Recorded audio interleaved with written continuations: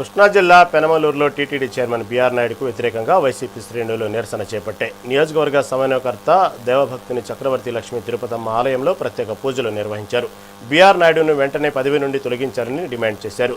తిరుపతి లడ్డూపై చంద్రబాబు అసత్య ప్రచారాలు చేస్తున్నారని మండిపడ్డారు. గతంలో చిన్న అభియోగం రాగానే ఎస్వీబీసీ చైర్మన్ను జగన్ తొలగించారని, కానీ ఇప్పుడు సాక్ష్యాధారాలున్న బీఆర్ నాయుడుపై ఎందుకు చర్యలు తీసుకోవడం లేదని నిలదీశారు. తిరుమల ప్రతిష్టను దిగజారుస్తున్న చైర్మన్ వెంటనే బర్తరఫ్ చేయాలని కోరారు. వ్యక్తి అయితే మేము ప్రశ్నించాం. ఆయన సాధారణమైన వ్యక్తిలో లేకపోతే సాధారణమైన పౌరుడిగా ఉంటే ఆయన వ్యక్తిగతమైనటువంటి జీవితంలో మేము మాట్లాడాల్సిన అవసరం ఎప్పుడూ ఉండదు. ఆయన అతి పవిత్రమైనటువంటి స్థానంలో కొనసాగుతున్నటువంటి వ్యక్తి. అంటే టీటీడీ చైర్మన్ అంటే ఏంటి?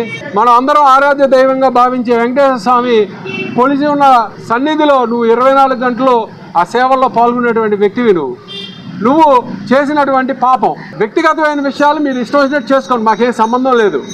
ఇద్దరు కాదు ముగ్గురు కాదు 60 మందిని, మాకెందుకు అవన్నీ? ఆ అపచారాలు నింద మోపబడినప్పుడు నువ్వు తక్షణమే రాజీనామా చేయాల్సినటువంటి పరిస్థితి.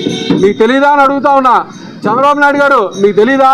గతంలో మీరు అనేక నిందలన్నీ మోపినటువంటి మా మీద మా హయాంలో 2019 నుంచి 24లో శ్రీ వెంకటేశ్వర భక్తి ఛానల్కి ఎస్వీబీసీకి మరి ఆనాడు నటుడు పృథ్వీ గారిని మేము చైర్మన్గా కొనసాగడం జరిగింది. కేవలం ఒక అభియోగం రాగానే ఒక మహిళ పట్ల అసభ్యంగా ప్రవర్తించాడనేటువంటి ఒక నేరారోపణ, అంతేగాని రుజువు కాలేదు.